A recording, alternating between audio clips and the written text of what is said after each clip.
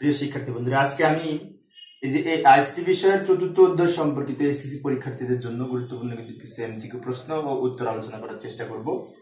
তো আলোচনায় আছি আমি মোহাম্মদ সিরাজুল ইসলাম। চলো শুরু করা যাক। প্রথম প্রশ্নটা দেখি। প্রায় 100টি প্রশ্ন আলোচনা করবো, সেজন্য একটু দ্রুত বলবো। গঠন ও তথ্য উপস্থাপনার ভিত্তিতে ওয়েব পেজ কত প্রকার, তাই না? সাধারণত দুই প্রকার, যথাক্রমে স্ট্যাটিক ওয়েব পেজ এবং dynamic web page. Static web পেজের মান পরিবর্তন করা যায় না, ডাইনামিক ওয়েব পেজের ডেটার মান পরিবর্তনশীল। পরবর্তী প্রশ্ন, কোন ধরনের ওয়েব পেজের ডেটার মান পরিবর্তন করা যায় না? স্ট্যাটিকটা পরিবর্তন করা যায় না। একটু দ্রুত বলবো, সময় সেভ করতে হবে, কারণ 100টা এমসিকিউ আলোচনা করবো। শেষের এমসিকিউ গুলো আবার অনেক সময় লাগবে, ওগুলি কোড সম্পর্কিত। কোন ধরনের ওয়েব পেজ প্রদর্শনের জন্য ইন্টারনেট সংযোগের প্রয়োজন হয় না? Local web page. Local web page আমি কম্পিউটারে রেখে দিই তৈরি করে, যখন তখন দেখতে পাই, ইন্টারনেট সংযোগের দরকার হয় না। লোকাল ওয়েব পেজ হচ্ছে যে সমস্ত ওয়েব পেজ তৈরি করে আমার কম্পিউটারের ডিরেক্টরিতে রেখে দিয়েছি, ওটার জন্য ইন্টারনেট সংযোগের দরকার হয় না, ওটা এমনি ওপেন করা যায়। বৈশিষ্ট্যের উপর ভিত্তি করে ওয়েব পেজ কত প্রকার? 4 প্রকার, যথাক্রমে লক্ষ্য করি। এটা ওয়েব পেজের স্ট্রাকচার বোঝাচ্ছে, সিকোয়েন্সিয়াল স্ট্রাকচার, ট্রি বা hierarchical structure, network side structure বা ওয়েব লিংক স্ট্রাকচার বলা হয় এটাকে, এবং হাইব্রিডটা হচ্ছে সবগুলির মিশ্রণ, একাধিক স্ট্রাকচারের মিশ্রণকে হাইব্রিড বলে। পরবর্তী প্রশ্ন, কোন ওয়েব পেজ কাঠামোতে যে কোনো ওয়েব পেজ থেকে যে কোনোটায় যাওয়া যায়? Network web structure. পরের প্রশ্ন লক্ষ্য করি, ওয়েব পেজ তৈরিতে নিম্নের কোন ভাষা ব্যবহার করা হয়? এখানে যেগুলি আছে তার মধ্যে HTML এর পূর্ণরূপ হচ্ছে হাইপারটেক্সট মার্কআপ ল্যাঙ্গুয়েজ। HTML হচ্ছে কতগুলো মার্কআপ ট্যাগের সমষ্টি, যা ব্যবহার করে ওয়েব পেজ তৈরি করা যায়। এই জিনিসের ব্যাখ্যা দিলাম। পরের প্রশ্ন, আচ্ছা HTML কি সে সম্পর্কে একটু জানি। HTML মূলত কতগুলো মার্কআপ ট্যাগের সমষ্টি, যা ব্যবহার করে ওয়েব পেজ তৈরি করা যায়। 1990 সালে জেনেভার কার নিয়ে কাজ করার সময় টিম বার্নার্স-লি, এই যে ছবিটি দেখতে পাচ্ছি ডান দিকে, টিম বার্নার্স-লি HTML আবিষ্কার করেন। টিম বার্নার্স-লি অবশ্য HTTP আবিষ্কার করেছেন, তারপরে www এগুলি তিনি আবিষ্কার করেন, তাই না? এই যে লক্ষ্য করি, www ওয়ার্ল্ড ওয়াইড ওয়েব ইনি এটা আবিষ্কার করেন, HTTP আবিষ্কার করেন। HTTP এর পূর্ণরূপ হচ্ছে হাইপারটেক্সট ট্রান্সফার প্রোটোকল, আর HTML এর পূর্ণরূপ হচ্ছে হাইপারটেক্সট মার্কআপ ল্যাঙ্গুয়েজ। এগুলো মনে রাখবো। HTML এর উদ্ভাবক কে? টিম বার্নার্স-লি, কিছুক্ষণ আগেই বললাম, তাই না?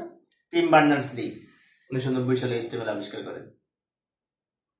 পরের প্রশ্ন, একটু দ্রুত বলছি, সময় সেভ করতে হবে। www এর পূর্ণরূপ হচ্ছে ওয়ার্ল্ড ওয়াইড ওয়েব। এই যে গ নাম্বারটি সঠিক উত্তর, ওয়ার্ল্ড ওয়াইড ওয়েব। বানানগুলি ঠিক মতো দেখতে হবে। পরের প্রশ্ন, কত সালে HTML আবিষ্কার হয়? কত সালে www আবিষ্কার হয়? 1989 সালে। 1989 সালে। আর HTML আবিষ্কার হয় 1990 সালে। প্রতিটি ওয়েব ঠিকানার শুরুতে কোনটি লিখতে হয়? HTTP হচ্ছে প্রোটোকল। প্রত্যেকটা ওয়েবসাইটের প্রথমে শুরুতে আমরা এটা লিখতে হয়, এটা হচ্ছে প্রোটোকল, হাইপারটেক্সট ট্রান্সফার প্রোটোকল। এই যে এখানে একটা ওয়েবসাইট দেখালাম, এই যে প্রথমে HTTP লেখা। পরের প্রশ্ন, HTTP এর পূর্ণরূপ হাইপারটেক্সট ট্রান্সফার প্রোটোকল। বড় ঘ সঠিক উত্তর। HTML ট্যাগের চিহ্ন কোনটি? এই যে অ্যাঙ্গেল ব্র্যাকেট, ঘ নাম্বার সঠিক উত্তর।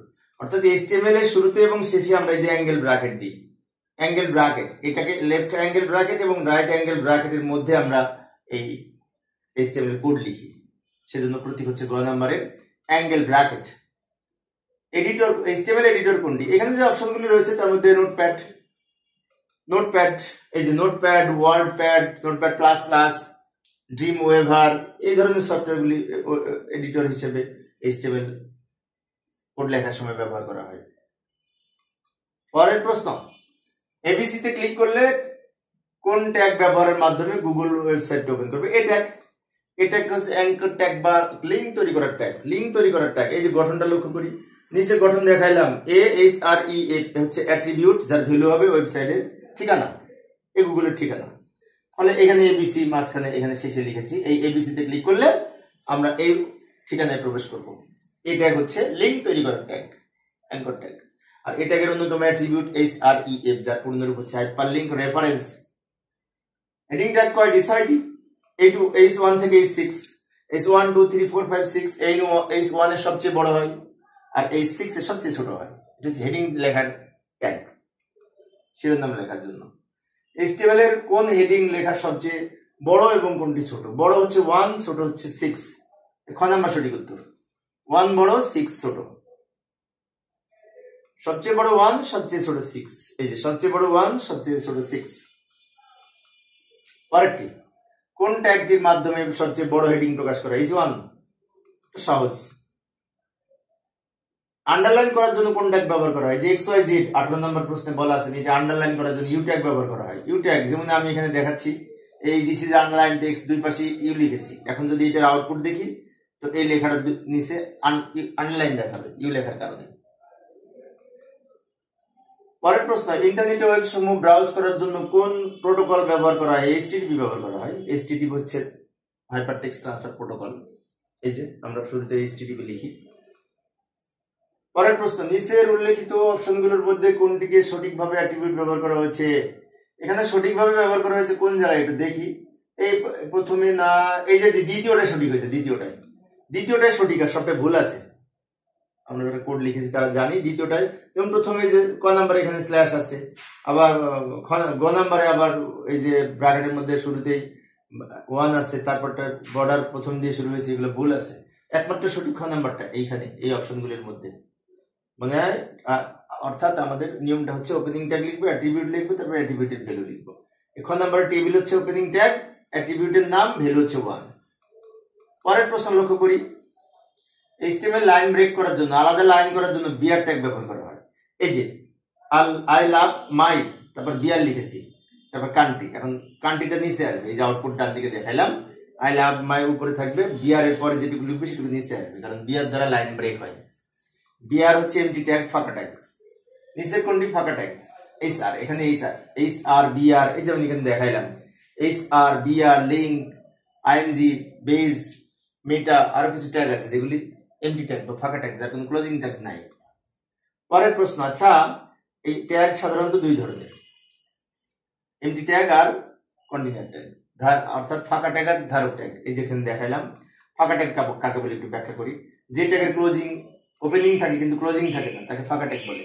যেমন BR, HR, link, IMG, base, এগুলি হচ্ছে এই এমটি ট্যাগ বা ফাঁকা ট্যাগ। যেমন বিআর ব্যবহার করলাম, বিআর এর ক্লোজিং লিখি নাই, একটাই বিআর ব্যবহার করেছি লাইন ব্রেক করার জন্য, তাহলে কিন্তু বিআরটা হচ্ছে ফাঁকা tag, empty tag. HR, BR, IMG, link, meta, base, এগুলো মনে রাখবো। এবার আসি ধারক ট্যাগ বা কন্টিনিউয়াস ট্যাগ। যে সকল ট্যাগের ওপেনিং ক্লোজিং উভয় রয়েছে তাকে ধারক ট্যাগ বলে। এই ধরনের ট্যাগের সংখ্যা বেশি, যেমন HTML শুরু, HTML শেষ। এই যে লক্ষ্য করি, HTML শুরু, HTML শেষ, বডি শুরু, বডি শেষ, পি শুরু, পি শেষ, এগুলি সব হচ্ছে ধারক ট্যাগ, এর ওপেনিং ক্লোজিং রয়েছে।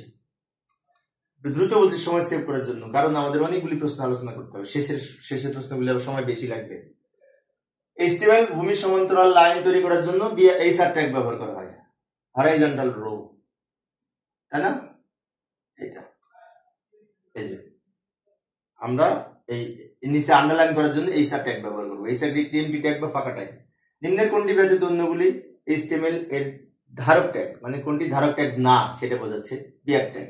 বিয়ার ট্যাগটা ধারক ট্যাগ না, কারণ এর ওপেনিং আছে কিন্তু ক্লোজিং নাই, আর যার ওপেনিং ক্লোজিং উভয় আছে তাকে ধারক ট্যাগ বলে। এই যে নিচে সে সংজ্ঞা লিখে দিয়েছি, ওপেনিং ক্লোজিং উভয় থাকবে কিন্তু বিয়ার এর ক্লোজিং নাই, তাই বিয়ার ট্যাগটা হচ্ছে ফাঁকা ট্যাগ বা এমটি ট্যাগ।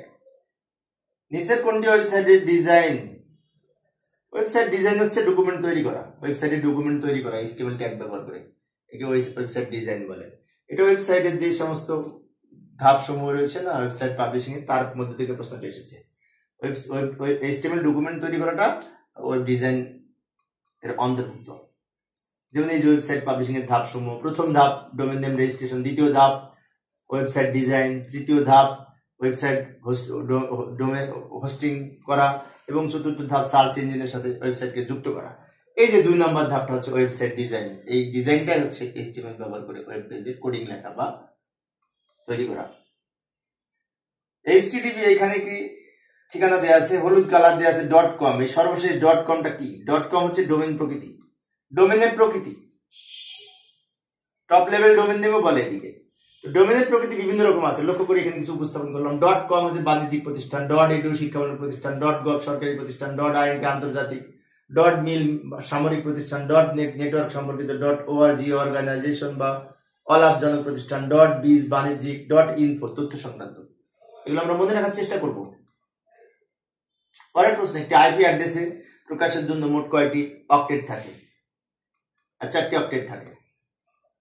IPv4 4টি অক্টেট নিয়ে গঠিত, মোট 32 বিটের, এক এক অক্টেটে 8 বিট করে থাকে। 8 বিট নিয়ে একটা অক্টেট হয়। এই যে লক্ষ্য করি, এই 8 বিট, এই প্রথম অংশে 8 বিট ডট দ্বারা বিভক্ত করেছে, আবার 8 বিট, 4 জায়গায় এখানে নিচে 8 বিট করে দেখানো হয়েছে, প্রত্যেকটাকে এক একটি অক্টেট বলে। আইপি অ্যাড্রেস বলতে কি বুঝি? আইপি অ্যাড্রেস এর পূর্ণরূপ হচ্ছে ইন্টারনেট প্রোটোকল অ্যাড্রেস, এবং এই আইপি অ্যাড্রেস এর ক্ষেত্রে সাধারণত আমরা সংখ্যা ব্যবহার করে ওয়েবসাইটের ঠিকানা ব্যবহার করে থাকি। সংখ্যা ব্যবহার করে এই ওয়েবসাইটের ঠিকানা তৈরি করা হয়, যাকে বলে আইপি অ্যাড্রেস। এই যে সাধারণত সংখ্যা ব্যবহার করা হয়, যেমন এখানে আমি একটি আইপি অ্যাড্রেস দেখাইলাম, এটা কিন্তু ওয়েবসাইটের ঠিকানা, এই নিচে, যেটি 4টা অংশে ডট দ্বারা বিভক্ত করেছে। আইপি অ্যাড্রেস প্রকারভেদ IPv4, IPv6 মানে internet protocol version 4, internet protocol version 6।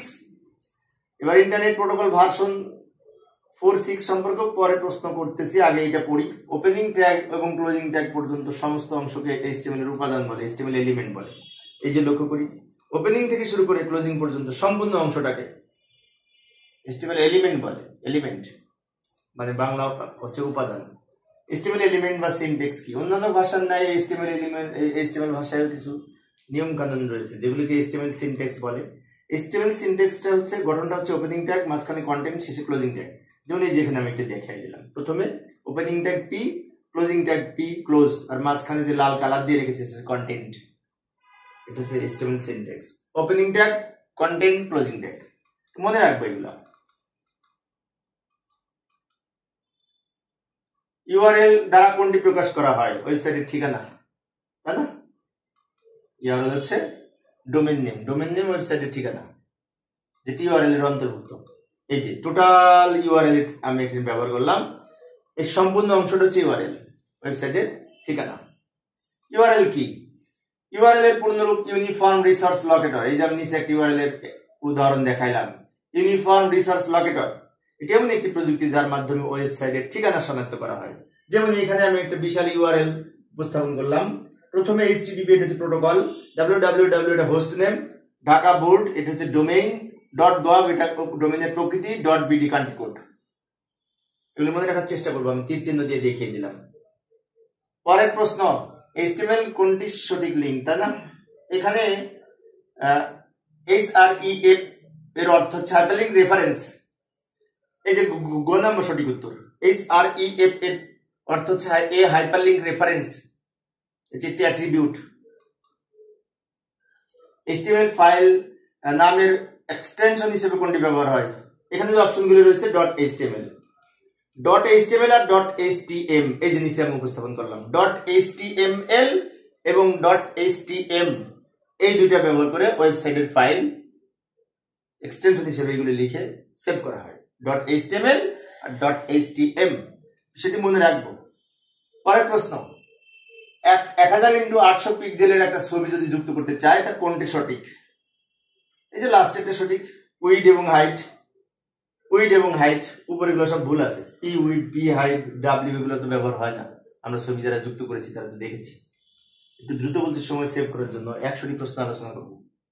কোনটি ওয়েব ব্রাউজার? এখানে ওয়েব ব্রাউজার হচ্ছে গুগল ক্রোম। এই যে আমি কয়েকটা দেখালাম, Mozilla Firefox, Google Chrome, Opera mini, internet explorer, তাই না, সাফারি। এই যে আমি ডান দিকে কয়েকটা লোগো উপস্থাপন করেছি, এগুলো হচ্ছে বিশেষ করে ওয়েব ব্রাউজার। তবে ইন্টারনেট এক্সপ্লোরারটা আমাদের বিল্ডিং করা থাকে উইন্ডোজের সাথে, সেজন্য এটাকে বিল্ডিং বলা হয়, এটা নতুন করে আর ইনস্টল করা লাগে না। এই যে ইন্টারনেট এক্সপ্লোরারকে কি বলা হয়? ব্রাউজার বলা হয়, ব্রাউজার। এবং এই যে বর্তমানে প্রতিটি কম্পিউটারে উইন্ডোজের সাথে ইন্টারনেট এক্সপ্লোরারটা বিল্ড ইন করা থাকে, মানে অটোমেটিক ইনস্টল করা থাকে। এবং এগুলো হচ্ছে ওয়েব ব্রাউজার, যা ব্যবহার করে ওয়েবসাইটে আমরা ব্রাউজ করি। HTML এর কোনটি ড্রপ ডাউন বক্স তৈরিতে ব্যবহার করা হয়? এই যে অপশন ব্যবহার করে আমরা ড্রপ ডাউন বক্স তৈরি করি ফর্ম ট্যাগ ব্যবহার করার সময়। Form tag.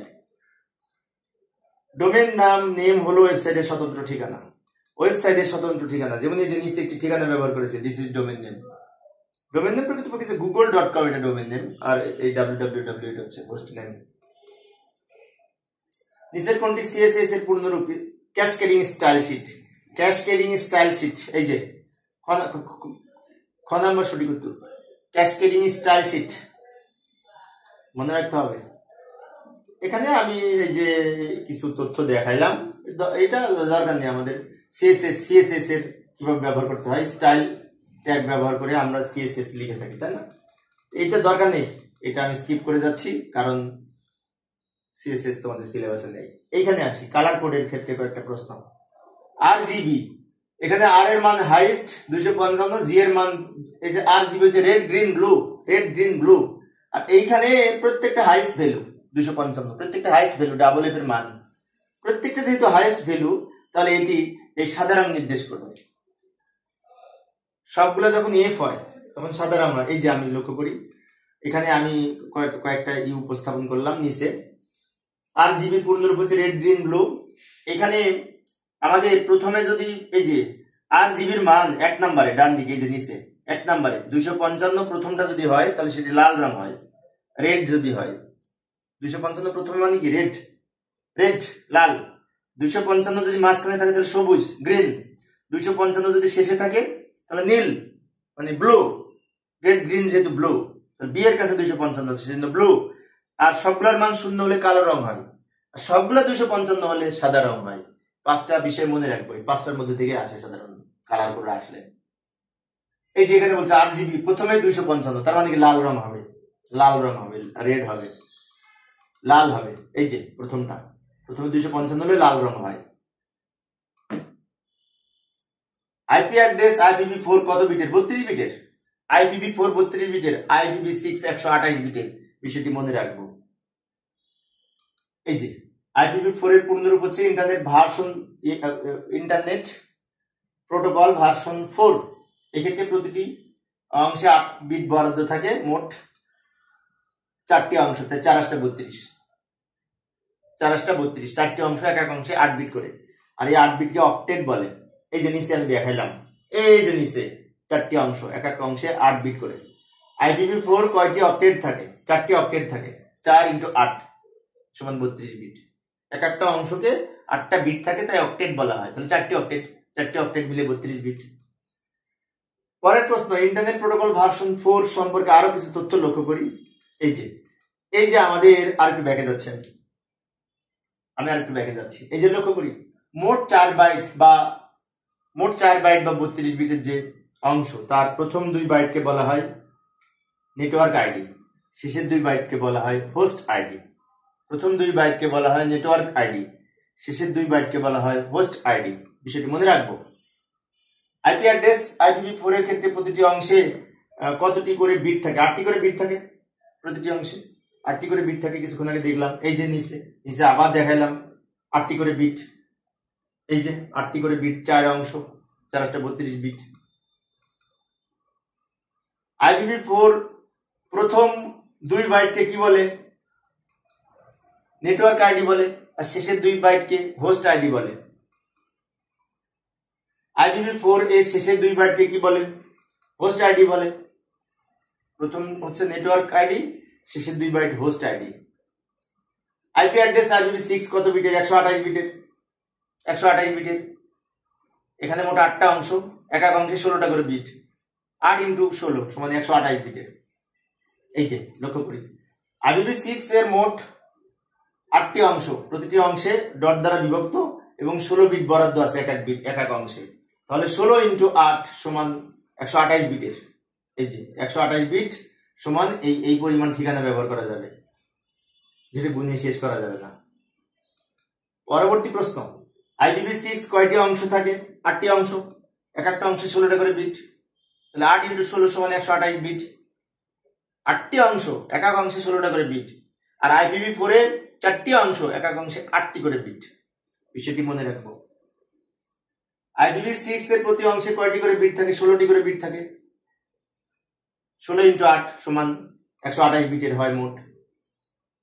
তথ্য প্রযুক্তি সম্পর্কিত পিপিলিকায় কি একটি সার্চ ইঞ্জিনের নাম? বাংলা সার্চ ইঞ্জিন ওয়েবসাইট পিপিলিকা। পিপিলিকা হচ্ছে বাংলা সার্চ ইঞ্জিন, যেমন গুগল সার্চ ইঞ্জিন না, গুগল ওরকম পিপিলিকা হচ্ছে বাংলাদেশের সার্চ ইঞ্জিন। ইন্টারনেটে এক ওয়েব পেজ থেকে অন্য পেজে গমন করাকে নেভিগেশন বলে।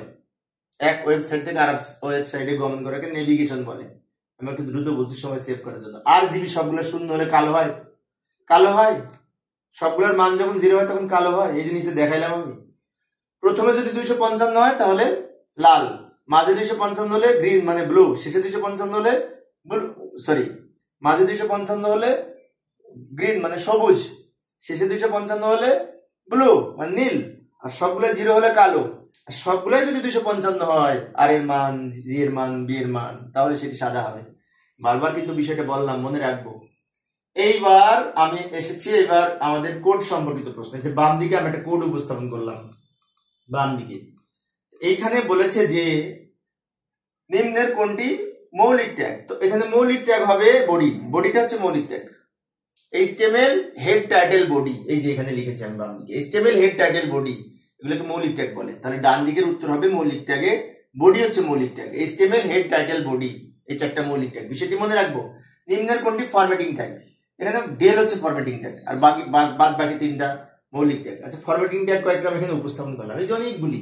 P, B, strong, I, EM, del, strike, S, U, big, small, SUP, SUB, Q, pre, IN, insert tag, mark tag, blink tag, bear tag, insert tag। এছাড়া আরো আছে, আমি এখানে কিছু ফরম্যাটিং ট্যাগ উপস্থাপন করেছি, মনে রাখতে হবে এগুলি। ওকে, পরের প্রশ্ন, ডান দিকে প্রশ্ন। একটি HTML ডকুমেন্টের কয়টি অংশ থাকে? 2টি অংশ থাকে। এই যে হেড অংশ আর বডি অংশ, আমি এখানে দেখালাম বাম দিকে। হেড অংশ আর বডি অংশ, 2টি অংশ। হেড অংশে শিরোনাম লেখা হয়, আর বডি অংশে সবকিছুই প্রায় লেখা হয়। বডি অংশকে মূল কন্টেন্ট এরিয়া বলা হয়, বিষয়টি মনে রাখ। পরের প্রশ্ন লক্ষ্য করি, নিম্নের কোন ট্যাগটি বডি অংশে ব্যবহার করা হয়? তো বডি অংশে ব্যবহার করা হয় এটা টেবিল ট্যাগ বডি অংশে ব্যবহার করা হয়। অন্যগুলি টাইটেল, লিঙ্ক, মেটা এগুলি হেডে ব্যবহার করা হয়, হেড সেকশনে। এই যে এই নিচের অংশ আমরা টেবিল তৈরি করি বডি অংশে, কারণ টেবিল বডি অংশে ব্যবহার করা হয়। পরের প্রশ্ন, এই প্রতীকটা, এই প্রতীকটা বিষয়টি কোন অর্থে ব্যবহার করা হয়? কমেন্টস লেখার জন্য। কমেন্টস লেখার জন্য HTML এ কমেন্টস লেখার জন্য এই প্রতীক ব্যবহার করি আমি। এই যে এক্সক্লেমেটরি সাইন, ডাবল, আমরা এখানে হাইফেন, তারপর মাঝখানে যা লিখবো শেষে ডাবল হাইফেন আবার ক্লোজ করব। এই মাঝখানে যা লিখবো সেটি কমেন্টস আকারে দেখাবে। কমেন্টস অংশ ওয়েবসাইটে দেখা যায় না। যেমন আমি একটা উদাহরণ দিই, এই যে এখানে আমি একটি ওয়েবসাইট এর ছোট্ট ডিজাইন করলাম, এখানে এই ব্যবহার করে লিখেছি ক্যাপিটাল অফ বাংলাদেশ। এই ক্যাপিটাল অফ বাংলাদেশটা আমরা যখন ওয়েবসাইট এই ডিজাইন করে যখন পাবলিশ করব, তখন এই কেমন কমেন্টস এর মধ্যে যেটি লিখেছি এটি দেখা যাবে না। যিনি ওয়েবসাইট তৈরি করেছে উনি আবার যদি ওপেন করে তাহলে ব্যাক এন্ড থেকে এটি দেখা যাবে, ফ্রন্ট এন্ড থেকে দেখা যাবে না, সামনে থেকে দেখা যাবে না। HTML ডকুমেন্ট নির্দেশ করার জন্য নিম্নের কোন ট্যাগ ব্যবহার করা হয়? ডকুমেন্ট নির্দেশ করার জন্য doc type HTML। Doc type HTML এর পূর্ণরূপ হচ্ছে ডকুমেন্ট টাইপ HTML, এবং HTML5 ভার্সনে লেখার জন্য শুরুতে আমরা ডক টাইপ HTML লিখি। এই যে আমি একটা কোড দেখাইলাম, শুরুতেই ডক টাইপ HTML লিখছি, তাহলে এটা HTML5 ভার্সনে লেখা হলো। ওটা লেখার কারণে ডক টাইপ HTML দ্বারা ডকুমেন্ট টাইপ HTML বোঝায়, বিষয়টি মনে রাখবো। HTML ডকুমেন্ট নির্দেশ করে। প্যারাগ্রাফ প্রদর্শনের জন্য কোন ট্যাগ? P tag. এটা সহজ ছিল। পি ট্যাগ প্যারাগ্রাফ, এই যে লক্ষ্য করি পি শুরু পি শেষ, মাঝখানে আমি কিছু লিখেছি, তাহলে এটি প্যারাগ্রাফ আকারে দেখা যাবে। এই যে বডির মধ্যে লিখেছি পি শুরু পি শেষ, বাম দিকে। প্রত্যেকটা কোডের বাম দিকে আমি উদাহরণ দিচ্ছি যাতে বুঝতে পারো ঠিক মতো। পরের প্রশ্ন লক্ষ্য করি, যে কোনো টেক্সটকে ইটালিক করার জন্য, ইটালিক মানে একটু বাঁকা বাঁকা করার জন্য আই ট্যাগ ব্যবহার করা হয়। যেমন বাম দিকে আমি উদাহরণ দেখাচ্ছি, এই যে বডির মধ্যে আমি লিখলাম বাংলাদেশের দুই পাশে আই, ইটালিক ট্যাগ। ফলে কি হবে? আউটপুটটা হবে বাংলাদেশ লেখাটা বাঁকা বাঁকা হবে। কেন বাঁকা বাঁকা হবে? দুই পাশে আই লিখেছি তাই। ওকে, পরের প্রশ্ন লক্ষ্য করি, যে কোনো টেক্সটকে সুপারস্ক্রিপ্ট মানে পাওয়ার আকারে উপস্থাপনের জন্য এসইউপি ট্যাগ ব্যবহার করা হয়। এসইউপি ট্যাগটা হচ্ছে সুপারস্ক্রিপ্ট ট্যাগ, যেটি দ্বারা পাওয়ার মতো উপস্থাপন হবে। যেমন লক্ষ্য করি, এই যে বাম দিকে আমি বডির মধ্যে লিখলাম a প্লাস বি, এর পরে দুই পাশে লিখলাম এসইউপি, ফলে এর আউটপুটটা হবে a plus b whole square. এই দুই এর দুই পাশে যদি p লিখেছি, দুইটা উপরে চলে যাবে। দ্রুত বলছি, সময় সেভ করার জন্য 100টা প্রশ্ন আলোচনা করব। যে কোনো টেক্সটে সাবস্ক্রাইব করে সাবস্ক্রাইব আকারে উপস্থাপনের জন্য, সাবস্ক্রাইব মানে কি বেজ আকারে এসব দুই ট্যাগ ব্যবহার করা হয়। যেমন আমি উদাহরণ দেখাচ্ছি বাম দিকে a b, এটা হেক্সাডেসিমাল সংখ্যা, তাহলে 16টা বেজ আকারে দেখাবো। তাহলে আমি যদি দুই দিকে এসব b লিখি, আউটপুটটা এরকম হবে a b, 16 লেখাটা বেজ আকারে দেখাবে। কেন বেজ আকারে দেখাবে? এই যে এসব b ট্যাগ ব্যবহার করেছি, যেটিকে বলা হয় সাবস্ক্রিপ্ট ট্যাগ, বিষয়টি মনে রাখবো। পরের প্রশ্ন, HTML ফাইল নামের সাথে নিম্নের কোনটি এক্সটেনশন হিসেবে ব্যবহার করা হয়? .html, .html অথবা .htm। এই যে আমি আবার দেখাইলাম, আমরা যখন সেভ করব তখন সেভ পেজ 1 নামে যদি সেভ করি, তাহলে যে নিচে দেখাইলাম সেভ করার সময় ফাইলের নাম পেজ 1 নামে যদি সেভ করি, তাহলে লিখতে হবে পেজ 1 .html অথবা লিখতে হবে .html, না লিখলেও হবে। এই যে উপরে দেখিয়ে দিয়েছি আমি, এই নামে সেভ করতে হবে এক্সটেনশন হিসেবে। HTML ডকুমেন্টের কোন অংশকে মূল কন্টেন্ট এরিয়া বলা হয়? বডি অংশকে। HTML এর বডি অংশকে মূল কন্টেন্ট এরিয়া বলা হয়। এই যে দুইটা অংশ, উপরে হেড অংশ, নিচে বডি অংশ। বাম দিকে বডি অংশ ভিজিবল, বডি অংশের মধ্যে যা লিখবো সেটা ওয়েবসাইটে দেখা যায় আউটপুট আকারে। তাই বডি অংশকে HTML ডকুমেন্টস এর মূল কন্টেন্ট এরিয়া বলা হয়। পরের অংশ লক্ষ্য করি, নিচের কোন ট্যাগ হেড অংশের মধ্যে থাকবে? টাইটেল, মেটা, পিমা, পি থাকবে না, বেজ h1 থাকবে না। এই যে লাস্টেরটা টাইটেল, মেটা, লিংক, বেজ, এগুলি এই হেড সেকশনে থাকে, হেড সেকশনে। আচ্ছা, হেড সেকশনে কোন কোন ট্যাগগুলো থাকে আমরা আরো পরে জানবো, সমস্যা নেই। ওয়েব পেজ টেবিল তৈরির জন্য কোনটি সঠিক? টেবিল তৈরির জন্য এখানে টেবিল ওপেন, টেবিল ক্লোজ, এই খ নাম্বার সঠিক। টেবিল ওপেন, টেবিল ক্লোজ, খ নাম্বার সঠিক। আর অন্যগুলি সব ভুল আছে, আমরা যারা ট্যাগ লিখেছি তারা জানি। এই যে বাম দিকে আমি দেখাচ্ছি, এই যে টেবিল ওপেন, টেবিল ক্লোজ, বাম দিকে লাল কালার দিয়ে আমি লিখেছি টেবিল ওপেন, টেবিল ক্লোজ, মাঝখানে রো, তারপর হচ্ছে সেল তৈরি করার জন্য এগুলি লিখবো, তাই না? টিআর দ্বারা রো তৈরি করা হয়, টিডি দ্বারা টেবিলে সেল তৈরি করা হয়। আর প্রথমে টেবিল শুরু, টেবিল শেষ, সেই জন্য খ নাম্বারটি সঠিক। পরের প্রশ্ন লক্ষ্য করি, টেবিলে সেল তৈরি করার জন্য টিডি ট্যাগ ব্যবহার করা হয়। টিডি বা টিএইচ, টিডি দ্বারাও সেল হয়, টিএইচ দ্বারাও সেল হয়, তবে টিএইচ দ্বারা হেডিং আকারে প্রকাশ করে সেল। এই যে আমি বাম দিকে দেখালাম, এই যে লাল কালার দিয়ে রেখেছি, দুই টিআর এর মধ্যে আমরা টিডি লিখেছি দুইবার, ফলে দুইটা সেল হবে। দুই টিআর এর মধ্যে আমরা নিচে এই যে দুইবার টিডি লিখেছি, ফলে দুইটা করে সেল হবে। সেল তৈরি করার জন্য মানে খোপ তৈরি করার জন্য, ঘর তৈরি করার জন্য ছোট ছোট টিডি ট্যাগ ব্যবহার করা হয়। টিডি দ্বারা টেবিল ডেটা বোঝায়। টেবিল রো তৈরি করার জন্য টিআর ট্যাগ ব্যবহার করা হয়। টিআর ট্যাগ দ্বারা টেবিল রো তৈরি হয়। ভূমির সমান্তর, এই যে লক্ষ্য করে লাল কালার দিয়ে লিখেছি, উপরে টিআর, নিচে টিআর, ফলে একটা রো হবে, রো এর মধ্যে দুইটা করে সেল হবে। মানে TR open, TR close. TR দ্বারা টেবিল রো বোঝায়, টিডি দ্বারা টেবিল ডেটা বোঝায়। বিষয়গুলি মনে রাখবো। টিএইচ দ্বারা টেবিল হেডিং বোঝায়। এই যে টেবিলের হেডিং নির্দেশ করার জন্য টিএইচ ট্যাগ ব্যবহার করা হয়। টিএইচ, এই যে প্রথমে আমি টিএইচ লিখলাম, টিআর এর মধ্যে প্রথমে টিএইচ লিখলাম, ফলে প্রথম যে সেলগুলি তৈরি হবে ওই লেখাগুলি একটু ডিপ হবে, গাঢ় হবে, হেডিং আকারে প্রদর্শন করবে। অর্থাৎ টিএইচ দ্বারাও সেল তৈরি হয়, টিডি দ্বারাও সেল তৈরি হয়, কিন্তু টিএইচ দ্বারা যদি আমি সেল তৈরি করি তাহলে সেই লেখাগুলি হেডিং আকারে প্রদর্শন করবে। হেডিং লেখাগুলি গাঢ় হবে এবং সেন্টার অ্যালাইন হবে, মাঝখানে থাকবে, দেখতে ভালো লাগবে। নিম্নের কোনটি ব্যতীত অন্যগুলি টেবিল ট্যাগের অ্যাট্রিবিউট? এখানে যে ডিরেকশনটা হচ্ছে মার্কিউ ট্যাগের অ্যাট্রিবিউট, টেবিলের না। অন্যদিকে সেল প্যাডিং, বর্ডার, উইড, এগুলো সব টেবিলের ব্যবহৃত অ্যাট্রিবিউট। এই যে আমি যেমন টেবিল বর্ডার ব্যবহার করেছি, তাই না? তারপরে আমি আরো ভিতরে এই উইড ব্যবহার করতে পারি, সেল প্যাডিং ব্যবহার করতে পারি। বাট ডিরেকশন এটা কিন্তু টেবিল ট্যাগের অ্যাট্রিবিউট না, এটা মার্কিউ ট্যাগের অ্যাট্রিবিউট। এগুলি পড়তে হবে, না পড়লে মনে থাকবে না। ওয়েব পেজে ছবি যুক্ত করার জন্য আইএনজি ট্যাগ এবং এটি একটি এমটি ট্যাগ, ফাঁকা ট্যাগ। এই যে বডির মধ্যে আমরা যদি একটি ছবি যুক্ত করতে চাই, তাহলে আইএনজি এসআরসি সমান pic.jpg, এটা ছবির নাম, তাহলে এসআরসি হচ্ছে আইএনজি ট্যাগের অন্যতম অ্যাট্রিবিউট, যেটি এই ছবির সোর্স বোঝায়।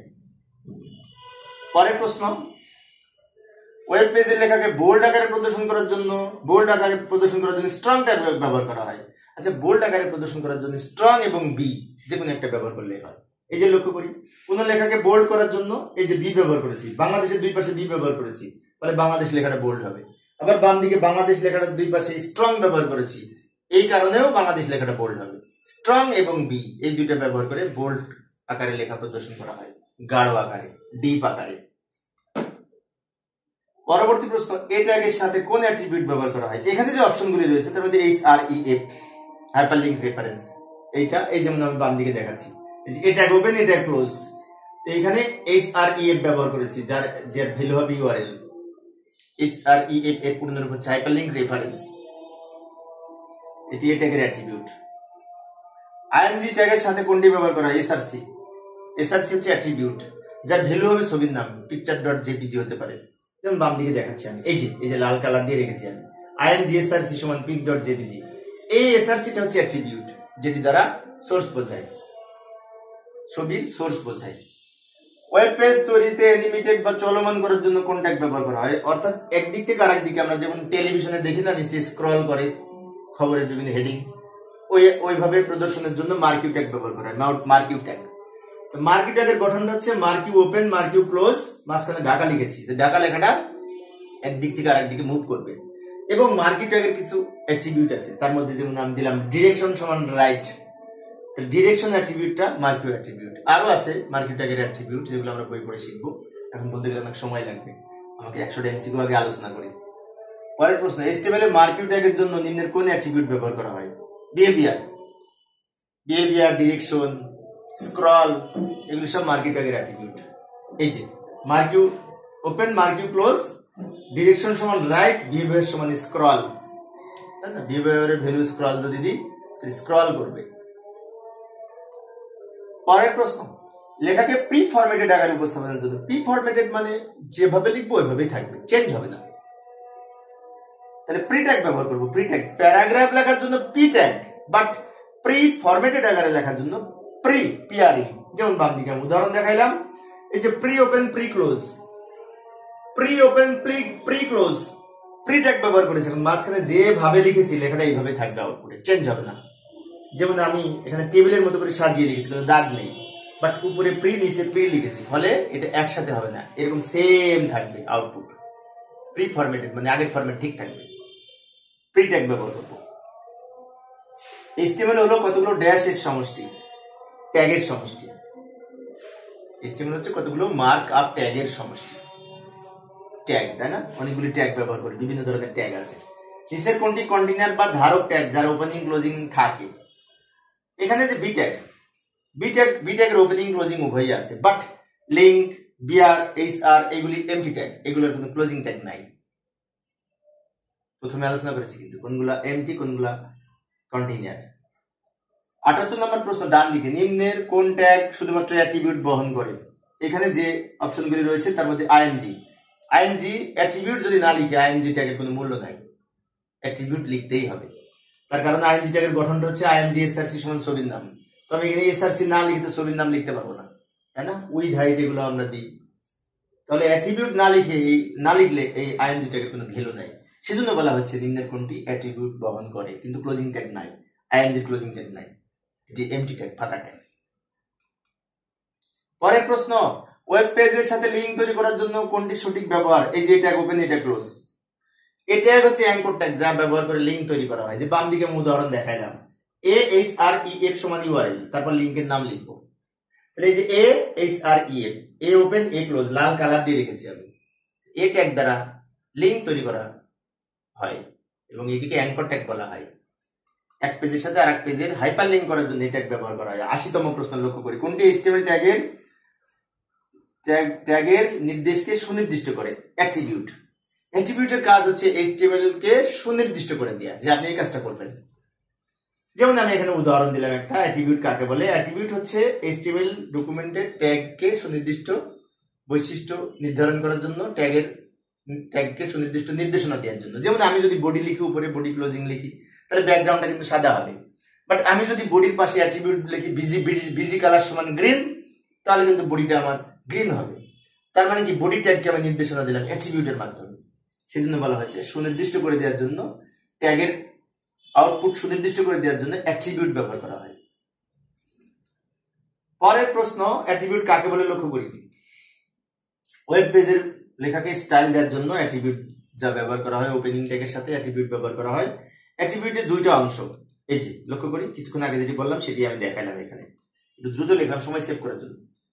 মনে করি বডি ওপেন, বডি ক্লোজ, তো ওপেনিং বডির সাথে আমি বিজি কালার সমান গ্রিন লিখেছি, ফলে ব্যাকগ্রাউন্ডটা গ্রিন হবে আউটপুটে। এবং এই যে আমি সমানের বাম পাশে বিজি কালার লিখলাম, সমানের ডান পাশে গ্রিন লিখলাম, তাহলে বাম দিকের এই অংশটাকে অ্যাট্রিবিউট নেম বলে, যে আমি এখানে তীর চিহ্ন দিয়ে দেখিয়ে দিয়েছি। আর ডান দিকে ডাবল কটের মধ্যে যেটি লিখেছি এটাকে অ্যাট্রিবিউট ভ্যালু বলে। অ্যাট্রিবিউট নেম, অ্যাট্রিবিউট ভ্যালু, অ্যাট্রিবিউটের দুইটা অংশ। পরের প্রশ্ন, HTML ট্যাগের অ্যাট্রিবিউট কোথায় লেখা হয়? ওপেনিং ট্যাগের মধ্যে। ওপেনিং ট্যাগের মধ্যে লেখা হয়, প্রথম ট্যাগের মধ্যে লেখা হয় অ্যাট্রিবিউট। যেমন এই যে আমি লক্ষ্য করি এ ওপেন এ ক্লোজ, তো এটা ক্লোজিং এর মধ্যে কিন্তু অ্যাট্রিবিউট লিখিনি, SREF অ্যাট্রিবিউট লিখেছি কিন্তু ওপেনিং এর সাথে। তাই ওপেনিং ট্যাগের মধ্যে, শুরুর ট্যাগের মধ্যে অ্যাট্রিবিউট লেখা হয়, বিষয়টি খেয়াল রাখবো। পরের প্রশ্ন, উদ্দীপকে বর্ণিত কোডের ফলাফল কি হবে? এই যে এখানে যে কোডটা আছে এটার ফলাফল কি হবে? এটার ফলাফল কি হবে? এম সাব লিখেছে না, এম এর নিচে 3 থাকবে, তারপর ডি হবে। এই যে ঘ নাম্বার সঠিক উত্তর। সাব লেখার কারণে এই 3টা নিচে যাবে।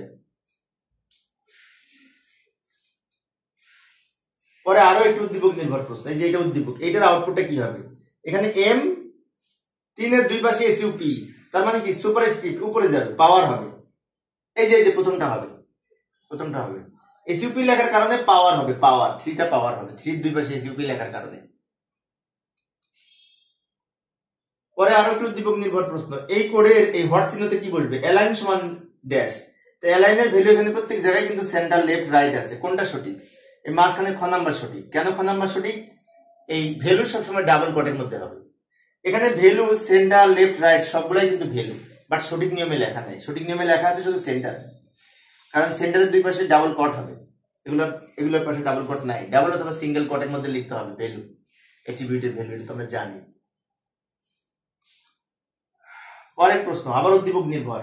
এইখানে এই হট চিহ্নতে কি বলবে? ভালো করে লক্ষ্য করি, HTML শুরু HTML শেষ, বডি শুরু বডি শেষ, তার মানে বডির ক্লোজিং ট্যাগ হবে। এখানে বডি ওপেন আছে, ক্লোজ নাই, তাহলে বডির ক্লোজিং ট্যাগ হবে। এর সবগুলাই বডি লেখা, কোনটা সঠিক? এই যে গ নাম্বার সঠিক। বডি ট্যাগের ক্লোজিং ট্যাগ গ নাম্বার সঠিক। আমরা যেটা HTML লিখেছি তারা তো জানি ক্লোজিং ট্যাগ এইভাবে লিখতে হয়। আবার উদ্দীপক নির্ভর প্রশ্ন, এইখানে এই হট চিহ্নতে কি বলবে? Body dash red, body busy colour সমান রেড, বিজি কালার। এখন অনেক শিক্ষার্থীর মনে হতে পারে যদি ব্যাকগ্রাউন্ড কালার লিখি, না ব্যাকগ্রাউন্ড কালার লেখা যায় না, ব্যাকগ্রাউন্ড লিখতে সেটা পিকচার হবে, পিকচার। বিজি কালার হবে, বিজি কালার দ্বারাই ব্যাকগ্রাউন্ড বোঝে। এই যে গ নাম্বার সঠিক উত্তর, এখানে বিজি কালার বলবে। পরের প্রশ্ন, আবার উদ্দীপক নির্ভর। এখানে হট চিহ্নতে কি বলবে? পি ড্যাশ সমান লেফট, অ্যালাইন সমান লেফট, অ্যালাইন। পি ট্যাগের একমাত্র অ্যাট্রিবিউট হচ্ছে অ্যালাইন। অ্যালাইনই সাধারণত পি ট্যাগে ব্যবহার করা হয়, আর কোনো অ্যাট্রিবিউট ব্যবহার করা হয় না। অন্যান্য ট্যাগের মধ্যে বিভিন্ন ধরনের অ্যাট্রিবিউট ব্যবহার করা হয়, কিন্তু পি ট্যাগের অ্যাট্রিবিউট অ্যালাইন, বিষয়টা খেয়াল রাখবো। আর এখানে অ্যালাইন সমান লেফট দিলে মিলবে, অন্য কিছু দিলে মিলবে না। HTML এর পর্যায় কোনটি? HTML head title body, HTML head title body, এটা সঠিক। প্রথমে HTML লিখি, তারপরে হেড, তারপর টাইটেল, তারপর বডি, তাই না? এই যে আমি দেখাইলাম স্ট্রাকচারটা। এই যে প্রথম উপর থেকে যদি আমি দেখতে চাই, HTML শুরু HTML শেষ, টাইটেল হেড শুরু হেড শেষ, টাইটেল শুরু টাইটেল শেষ, বডি শুরু বডি শেষ, এটা তো ধারা। এই ধারার আমি যদি উপর থেকে সিরিয়াল করি, প্রথমে HTML আসে, তারপর হেড আসে, তারপর টাইটেল আসে, তারপর বডি আসে। HTML হেড টাইটেল বডি, এই যে HTML হেড টাইটেল বডি। প্রিয় শিক্ষার্থী বন্ধুরা, এই ছিল আজকের আমার আলোচনা। আমি মূলত আজকে 100টা প্রশ্ন আলোচনা করেছিলাম, কিন্তু আমি এখানেই কি টানতে চাচ্ছি, আজান দিয়ে দিচ্ছে, নামাজ পড়তে যেতে হবে। তো আমি পরের ক্লাসে বাকি আরো কিছু MCQ প্রশ্ন আলোচনা করার চেষ্টা করবো। আরেকটা ক্লাসে মনে হয় 20-30টার মতো আরো ক্লাস প্রশ্ন আছে, বোর্ড প্রশ্নের উত্তরগুলো আমি আরেকটা ক্লাসে আলোচনা করার চেষ্টা করবো। দেখার আমন্ত্রণ।